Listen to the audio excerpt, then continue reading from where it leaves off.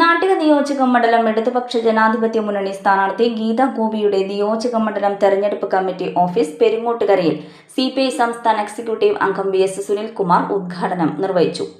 CPIM Cherpu area secretary MS Dinakaran അധ്യക്ഷത വഹിച്ച ചടങ്ങിൽ LDF നാട്ടിക നിയോജക മണ്ഡലം കൺവീനർ KM ജയദേവൻ സ്വാഗതവും CPI നാട്ടിക മണ്ഡലം സെക്രട്ടറി KM കിഷോർ കുമാർ നന്ദിയും പറഞ്ഞു. യോഗത്തിൽ CPI ജില്ലാ assistant secretary TR Ramesh Kumar, CPM ജില്ലാ സെക്രട്ടേറിയറ്റ് അംഗം PK ഷാജൻ, CPI ജില്ലാ എക്സിക്യൂട്ടീവ് അംഗം KP സന്ദീപ്, NCP ജില്ലാ president CL Joy, Sheena Parayangattil, Sheela Vijayakumar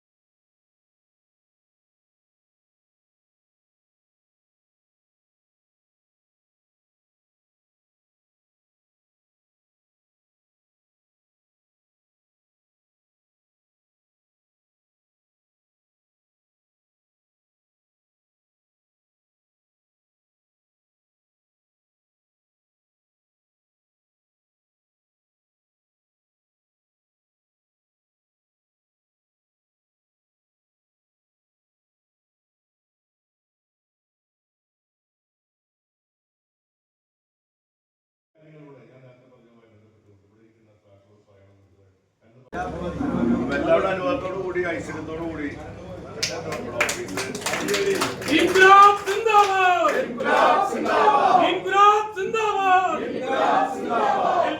Pazhuvil പാലാണെങ്കിലും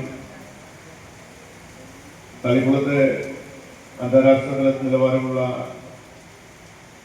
turf stadium ആണെങ്കിലും ഇവിടുത്തെ സർവീസ് സ്റ്റേഷൻ ഫയർ സ്റ്റേഷൻ ആണെങ്കിലും ഇവിടുത്തെ എല്ലാ പദ്ധതികളും 2016 കാലഘട്ടത്തിലാണ് 21 കാലഘട്ടത്തിലാണ് കൊണ്ടുവരുന്നത്. പ്രധാനമായിട്ട് ഇവിടുത്തെ സ്കൂളുകൾക്കെല്ലാം കിഫ്ബി പദ്ധതി പ്രകാരം ഫണ്ട് അനുവദിച്ചതും അതിന്റെ പ്രവർത്തനം തുടങ്ങി വെച്ചൊക്കെ തന്നെ ഗീതാ ഗോപിയുടെ കാലത്താണെന്ന കാര്യം നമുക്ക് അഭിമാനത്തോടുകൂടി തീർക്കാൻ കഴിയും. ഇവിടെ ഒരു പ്രത്യേകത കൂടിയുണ്ട്, അത് ഞാൻ സൂചിപ്പിക്കുകയാണ്. ഇതൊക്കെ അറിയാം. കഴിഞ്ഞ 5 കൊല്ലം നമ്മളെല്ലാവരും ഇടതുപക്ഷ ജനാധിപത്യ മുന്നണിയുടെ സ്ഥാനാർത്ഥിയായി വിജയിച്ചു പോയ ഒരാൾ, ഞാൻ ആ പേര് പോലും പറയാൻ എനിക്ക് ഇഷ്ടപ്പെടുന്നില്ല. കാരണം അത്രയും വലിയ വർഗവഞ്ചന കാണിച്ചുകൊണ്ടാണ് അദ്ദേഹം മറുകണ്ഠം ചാടിയപ്പുറത്ത് പോയത്. വലിയ ആദർശമാണ് പറഞ്ഞിട്ടുള്ളത്.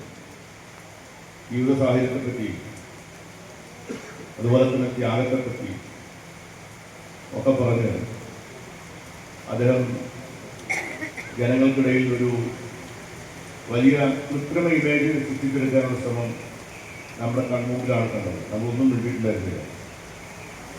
അദ്ദേഹം പറഞ്ഞുകൊണ്ടിരുന്ന എല്ലാ കള്ളത്തരങ്ങളും ചീട്ടുകൊട്ടാരം പോലെ പൊളിഞ്ഞു വീണത്.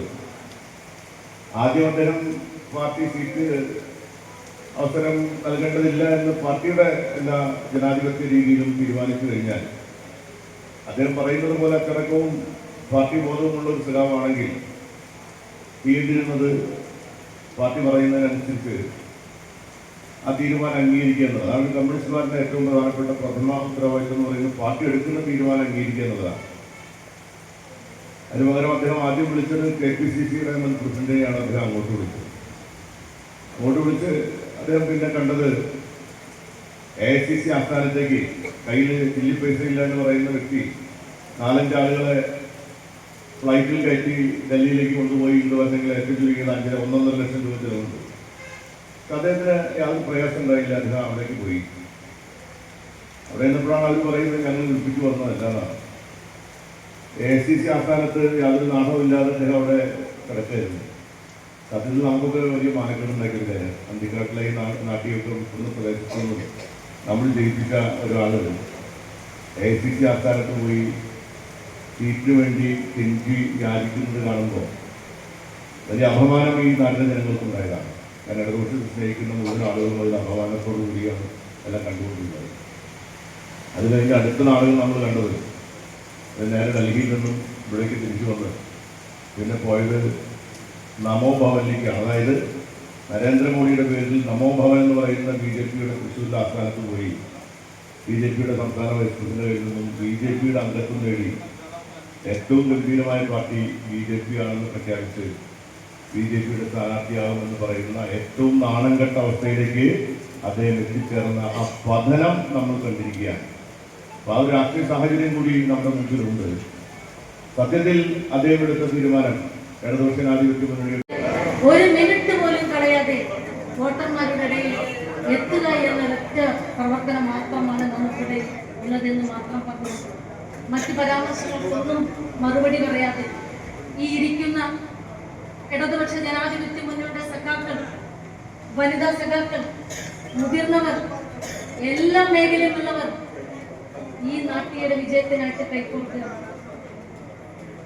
ആ കൈകോർക്കുന്ന സന്ദർഭം നാട്ടികയുടെ ഏറ്റവും വലിയ കേരളത്തിന് മാതൃകയായിരുന്ന ഒരു വികസനമാണ് മാത്രമാണ് എനിക്ക് നിങ്ങളോട് അഭ്യർത്ഥിക്കുന്നത്. ഒരിക്കൽ കൂടി അഭിവാദ്യങ്ങൾ അർപ്പിച്ചുകൊണ്ട് നിർത്തട്ടെ സഖാക്കളെ.